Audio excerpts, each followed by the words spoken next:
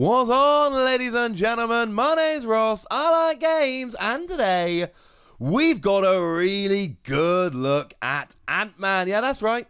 The Ant-Man, the article, the reveal, call it what you will, has gone up on the Fantasy Flight Games website, and that means we've got lots more that we need to be having a little bit of a chat about. And I am fully aware that we've been doing more Marvel Champions videos on this channel lately than we have done pretty much ever.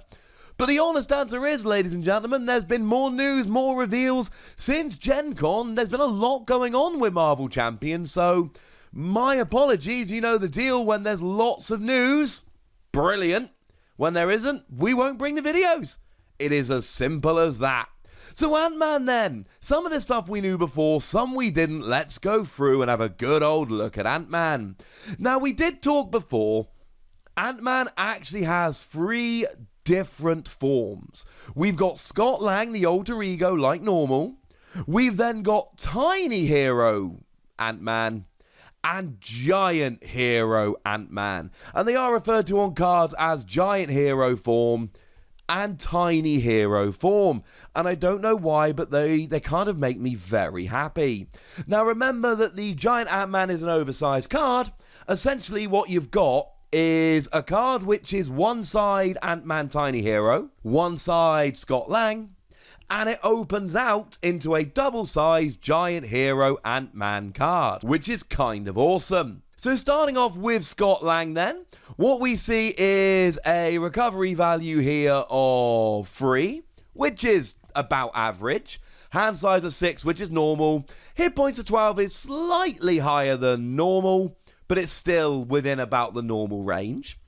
And it's got a skill whereby when you change to Scott Lang, you heal 1 damage. So you heal 1 plus a recovery of 3 actually ends up being pretty good. In Tiny Hero, you've got a thwart of 2, which is quite nice, a defense of 2, which is quite nice, and an attack of 1, which is not good at all. But then again, you're Tiny Ant-Man, you're not really an attacker in that form. Nothing amazing, but you've got decent thwart and decent defense. But after you change to this form, you remove 1 threat from a scheme. So you've got the thwart of 2, which is alright, but you can change to this form to remove 1 threat, and then you're actually doing a whole lot better. So you could be thwarting for 2 and then getting the extra threat removal, or you could be recovering and switching to this form or whatever. You don't have to switch to this and thwart. You could do something with the other modes as well. And then Giant Size Ant-Man, or Giant Hero form, you've got attack of 3, which is awesome, defense of 3, which is awesome, thwart of 1, which is, if I'm honest with you, not good, and you go down to a hand size of 4. So it's 6 for Scott Lang, 5 for Tiny Form, and 4 for Giant Hero. But then again, you got an attack of 3 and a defense of 3, maybe stop complaining. And it's got a skill whereby when you change to this form, you deal 1 damage to an enemy. So we've got good attack, we got good defense, we got decent recovery, we got pretty nice thwart, we've got extra threat removal, extra damage, extra recovery. You can basically do whatever you like. And clearly this is a hero that is designed to switch forms. The entire point of Ant-Man, far more so than any character we've seen so far, is you are supposed to be flicking from one form to another. This isn't Hulk where you stay in hero form and smash. Oh no, ladies and gentlemen. This is, well, flick around as you like. And what's really cool is that we actually have a couple of upgrades as well that can be used to really make use of switching forms. So we've seen Ant-Man's helmet, which is a free cost upgrade, and when you change to Giant Hero form you heal 2, and when you change to Tiny Hero form you draw a card. So with this on, you can change to your Giant Hero form and you heal 2 while dealing a damage to one of the enemies, or you change to Tiny Hero form and you draw a card while removing 1 threat from the scheme. Although this does not reward you for flicking to Scott Lang, you have been warned. We've also been shown wrist gauntlets here. If it's a 1 cost upgrade, if you are in Giant Hero form, you exhaust it and spend 2 physical resources to stun an enemy. That means they can't attack next turn. That's really good. And if you are in Tiny Hero form, you can spend 2 energy resources to confuse an enemy, which stops them being able to scheme. Confusion says the next time they would scheme, you just remove the confusion, and stun says the next time they would attack, you just remove the stun. So what we've got here is actually a beautiful combo where you can go, right, I need to be in hero mode, but I can't take an attack for a minute. Oh, I know, I'll just stun them. Or, man, I really want to be in alter ego form here, but I cannot have them scheming. Oh, wait, I'm just going to confuse them, and that will be good. So that sounds fun. Oh, yeah. And we've also seen Pim particles. Although we had seen this one, we'd had a little glance at this before. It is a resource, so it's an any type resource that can pay anything. And after you spend it, you heal 2 damage from your hero in giant form, or draw a card in tiny form. You will notice this does the same thing as Ant-Man's helmet. So Ant-Man's helmet heals 2 in giant form. Pim particles heals 2 in giant form, and Ant-Man's helmet draws a card in tiny form, and this draws a card in tiny form.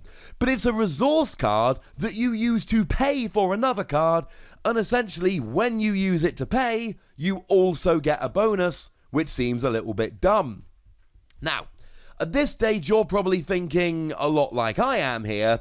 You're probably thinking, wow, come on, Wossy. There's lots of bonuses when you flick between forms. Wouldn't it be nice if we had a card that let you flick between forms? Why, yes. Yes, it would. Resize is a zero-cost event that lets you change to your other hero form and draw a card. Now again, the wording here is very important. You cannot switch to Scott Lang here. You either go from giant to tiny or tiny to giant. Because it says change to your other hero form and it's a hero action, you also cannot use this if you are Scott Lang. It is tiny to giant or giant to tiny. They're your options. But given I've just shown you a bunch of cards that give you advantages when you change form, clearly having a free card that lets you change form and draw a card is awesome. Because the thing is, right, because it's free, the only thing you lose when you play this card is that you've got 1 fewer card in your hand. But given that you draw a card when you play it, you are literally just flicking to your other mode and getting the bonuses you get from that. It's a little bit ridiculous. Now, we do actually know that it is a leadership deck we're getting with Scott Lang, though of course you're welcome to play it with whichever aspect you like. And we do have, well, the whole gang. Some people are a little bit upset that the Ant-Man we're getting is Scott Lang, not Hank Pym. But the great news is, we've got Hank Pym as well. Hank Pym comes in as a really interesting ally. Now, it is a zero-cost ally, which sounds really good, but you've also got 0 health. Oh. You see, when you play it, you get to put as many Pym counters on as you like, up to 4, depending on how much you pay. I.e., if you pay 1 resource to play it, you get 1 Pym counter.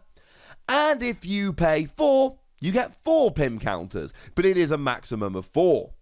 And then you've got thwart of 2 with 1 consequential damage, attack of 2 with 1 consequential damage. And we've been talking about a bunch of ally spoilers from Rise of the Red Skull lately, and on there I've been saying generally if you can get 2 of thwart or attack with 1 consequential damage, that's usually pretty good. That's generally what you're aiming for. Having that for thwart and attack is awesome. Obviously, you'd rather pay 4 resources and have 4 uses of this, but actually, in an emergency, play it for 1, attack or thwart for 2, it goes away, but you've still got the bonus this turn, which could be absolutely huge. Or, you know, play Reinforced Suit. Reinforced Suit is a 1-cost upgrade, which is maximum 1 per ally, but it gives one of your allies an extra 2 hit points. Now remember, allies, generally speaking, you either defend when you're desperate, and they'll, assuming the villain doesn't have overkill, they'll just absorb the hit for you, or you use them and you end up getting KO'd by consequential damage. So something like Hank Pym here that can do 2 thwart for 1 damage or 2 attack for 1 damage, being able for 1 cost to put this on and give 2 extra uses of it, yes! That sounds wonderful. We also have Giant Man, who has a similar 2 thwart, 1 damage, 2 attack, 1 damage, but it's a 5-cost ally with 4 health. Now, my rule of allies generally is we want equal hit points and cost. If we've got more cost than hit points, we're usually not loving it. But you do get +2 attack while you've got 3 or more remaining hit points. So the last couple activations are going to be rubbish, but you play it down. Oh, it's a 5 cost, but I've got 4 hit points. Oh yeah, my attack is 4. And now I've got 3 hit points, so next turn, my attack is 4. So it's not really 2 attack or 2 thwart. For the first couple of uses, it's 4 attack, 2 thwart. But again, when you've got 4 attack taking 1 damage, unless you're absolutely desperate, you really want to use this dude as an attacker. And then, of course, you got the combo with Reinforced Suit, which not only gives extra hit points, but it gives you 2 more turns with an attack of 4, which is a little bit nuts. The other ally we've been shown here is Stinger, Cassie Lang. Yeah, that's right, the daughter. 1 thwart or 1 attack with 1 damage kinda sucks, but it is a 1 cost ally with 2 health, which is alright. Oh yeah, she doesn't count towards your ally limit. General rule of Marvel Champions, each player may have up to 3 allies in play under their control at any given time. There's a quote from the rulebook. Well, Cassie doesn't count, which means that Stinger doesn't count. We should probably give her a hero name. Don't want to give too much away. You know, she's got a secret identity to protect. So, okay, fine, you have got a 1 cost, 2 health, 1 thwart, 1 attack ally, although the 1 cost is lovely. But the rest of the stats aren't good, but she counts as a 4th ally. And you only pay 1 cost to play her. So I'm kind of alright with that. It's also worth noting you can only play Stinger if your identity has the Avenger trait, which obviously Ant-Man does, but it's worth pointing out that not all of them will. You have been warned.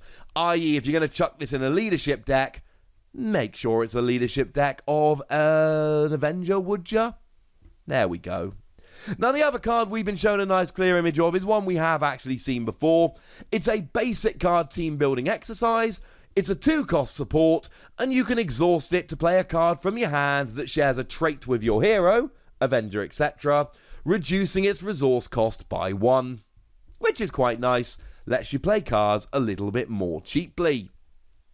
Now, we have been shown a couple of other cards, but I'm afraid they are very much in a montage. There is a 0-cost event called Moment of Truth. After you attack and, I'm going to say, damage an enemy, you heal 1 damage from something for each point. I think you essentially get to overpay, like we see with Hank Pym, and if you overpay by 3, you heal 3, etc. I could be wrong. We can't see it properly. We can actually see Giant Stomp quite well, though. You can only play it if you're in hero form, and you deal 1 damage to each minion, and 8 damage, I'm assuming, to 1 enemy. I.e., you're dealing 8 damage to 1, and 1 damage to each minion. Which sounds kind of good for free. As in 1, 2, 3. That sounds alright. There's also a 0-cost leadership event, Moxie, but we just have absolutely no information about it, other than it's a hero response and it's something to do with 1 defense, and I don't know, we can't see it very well. It wasn't in this reveal, but do remember we were previously shown that the Nemesis is going to be Yellow Jacket. The side scheme Tech Theft starts with 2 threat on there, and you treat the printed text box of each tech player card as if it were blank. So things like Wrist Gauntlets and Ant-Man's helmet and Reinforced Suit, those lovely cards I showed you before, they won't do anything. It's only a 2-threat scheme initially, but you do need to get rid of this very, very quickly. Yellow Jacket has 2 scheme, 2 attack, 4 health, we don't know what else, and size increase is an attachment that gives +2 scheme and +2 attack, which puts Yellow Jacket up to 4 scheme, 4 attack, which, I'll be honest with you, is actually kind of imposing. I'm an Ant-Man fan. I like Ant-Man in the comics. They're probably my favourite of the Marvel films. Don't tell my wife, she loves the Guardians. And I'm really looking forward to this set. I like the idea of giant cards, but I really like they've done it again. They've gone, and by they I mean the card designers, and what we've basically got here is a hero that changes forms, coming into Marvel Champions as a hero that needs to change forms to make the most of all of its skills. Then you've got all of the tech, which is very much an Ant-Man thing. The whole gang is here. and this just looks like a huge amount of fun, and I am extremely excited. But I'd like to know how excited you are. So let me know in the comment section, would ya? Go nuts! Be nice. And then make sure you like this video, subscribe to this channel, follow me on Twitter at the Wossy. And that's where we talk about Marvel Champions and a whole bunch of other games. And please do consider checking out patreon.com/PTCGradio, where you can support the channel, get some bonus podcasts and all kinds of fun stuff. But by far the most important thing, as always, look after yourselves till next time, would ya? Thank you very much for watching. My name's Ross, and you've been watching Wossy Plays.